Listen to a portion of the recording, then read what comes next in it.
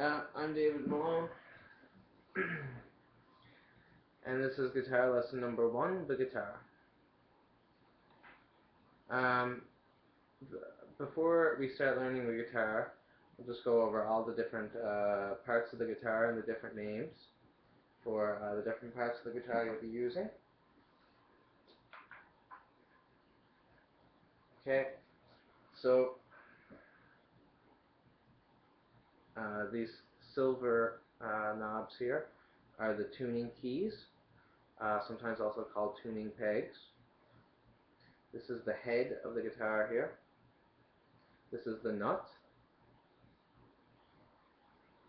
This plastic piece right here. Okay. Then we have the frets. Okay, these metal pieces here.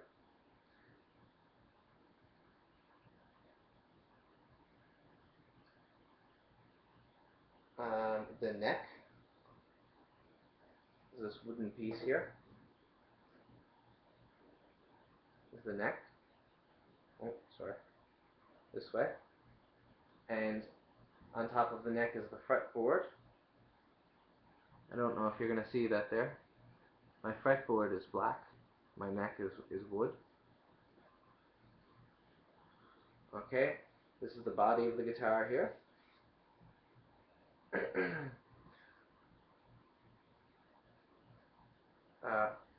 The bridge here,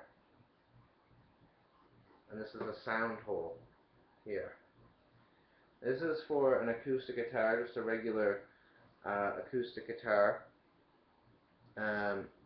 This guitar would have to be amplified with a microphone as opposed to a guitar amplifier. So I'll show you an electric guitar and a classical guitar and how they're different, and also the different pieces on them and the different capabilities. The acoustic guitar, when you're first playing, is also quite hard on your fingers. Many people, when they start playing guitar, are going to have trouble. They're going to have pain in the tips of their fingers here as they start playing. The acoustic guitar can be very tough on the fingers for a beginner. I'll show you now an electric. Actually, I don't have an electric guitar. I have an electric bass here. Oh yes, I do. I'll show you an electric bass and an electric guitar and a classical guitar, and we'll look at the differences in their makeup and their capability.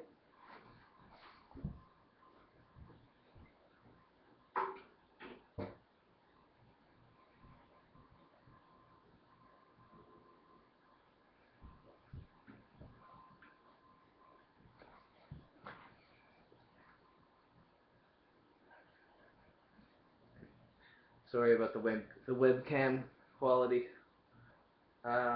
This here is a classical guitar. You see here it has the tuning pegs. They are slightly different here in that they are behind the head of the guitar as opposed to protruding from the side of the guitar, from the side of the head of the guitar. So we have our head here, our nut, our neck, and our frets here, body. The classical guitar has nylon strings which make a different sound. They are actually quite easier on the fingers. For a small child playing, or for someone who doesn't have a background playing musical instruments, you might find the neck of the classical guitar to be quite wide. The strings are farther apart. The classical guitar is used mostly for different styles of European art music, like classical music, Baroque and Renaissance type music. It makes quite a different sound. Again, we'll just look at the bottom of the guitar here. We still have our strings and our bridge. This one is not electrical, but actually Stag, the company who makes this has since made an electric one that you can plug into an amplifier. I'll just play a bit of it for you to give you an idea of what kind of sound you can get from this.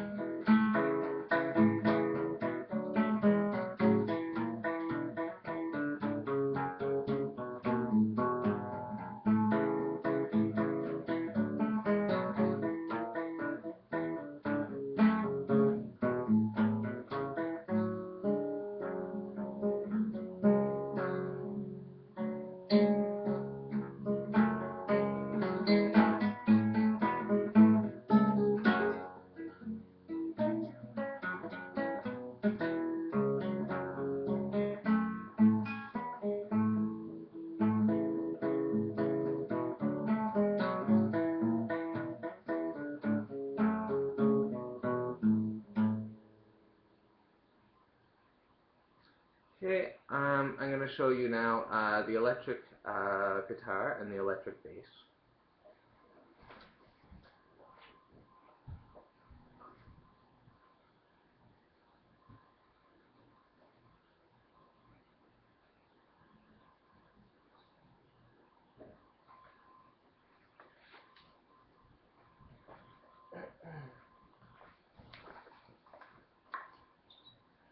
Okay, so the electric guitar, I have a strap on it here so I can stand up and play it. This is the electric bass guitar. It's quite long. There are, of course, different sizes you can get in any type of guitar. The guitars I'm showing you here are full size, but you can get smaller sizes for adults. Again, we have the same thing going on here. At top, we have the tuning pegs. You see how on the classical guitar, they were coming out of the back. On the rest of the guitars, they're protruding out of the side. Okay, we still have our strings, our nut, our frets. The electric basses have a much longer neck. The frets are also wider apart. So again, for a small child starting off, it can be difficult for him to reach the different notes that he's looking for. He might, it can be a bit difficult for a younger kid because of the size of the neck. Okay, down here on the body, we have there's two nuts here for putting on your strap, so you can stand up with it. Sometimes kids will have trouble with the strap itself, so you might want to put on the strap for them. Leather straps sometimes will have to be replaced, maybe every 4 months or 6 months, if there's tearing at the bottom here. So you have your pick guard here, which is a different thing altogether.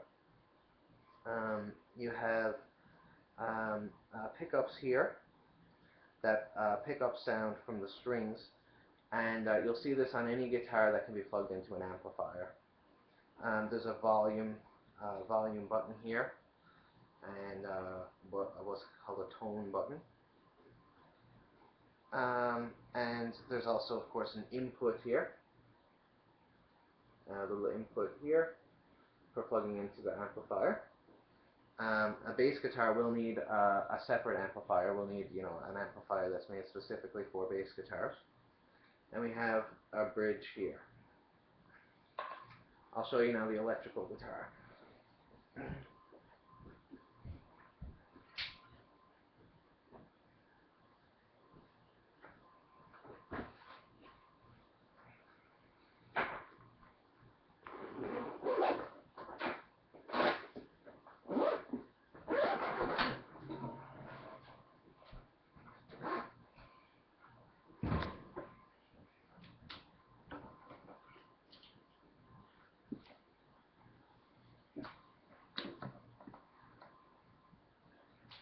Sorry about the lagging on the video.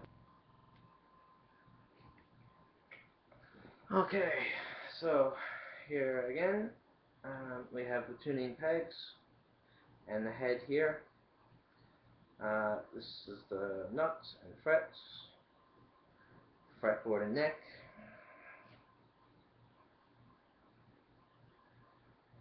This one here, it has different settings that you can put here. Sometimes you'll see rhythm and treble. Sometimes I've even seen active and passive, and sometimes on the guitar you'll have a choice of active and passive. Your pickups here.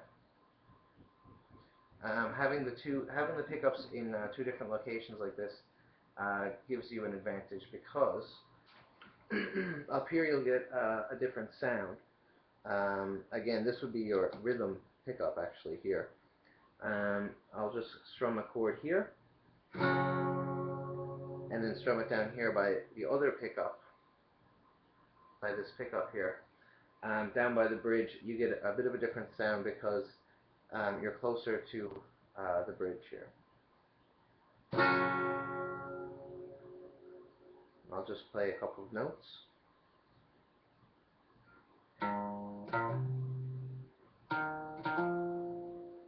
And play it down here by the bridge.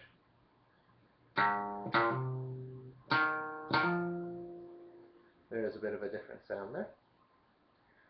Okay, you have your pickup, your pick guard here, and your bridge, and you have your tuners here. You have your volume and tone adjustment.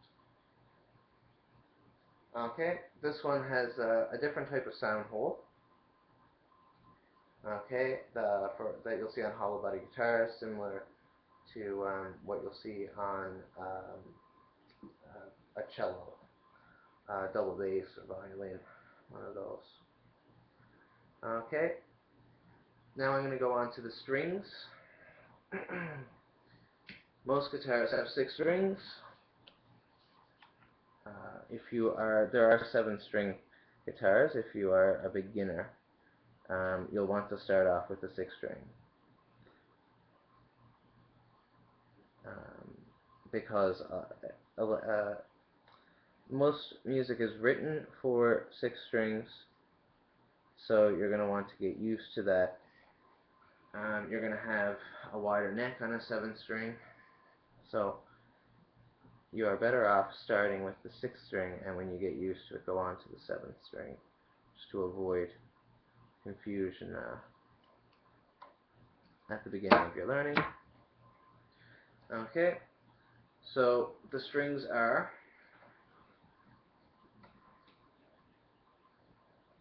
E. This will be the string closest to you. It'll also be the lowest pitch string.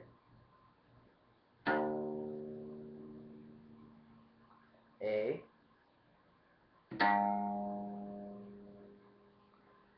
D. G. G is a little bit out of tune there, I think. B. And E. Okay.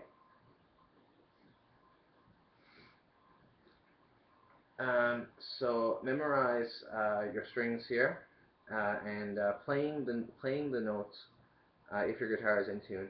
Playing the strings as you name them off will help you to remember them, because you'll remember them not only by the note which they're named after, the tone which they're named after, but also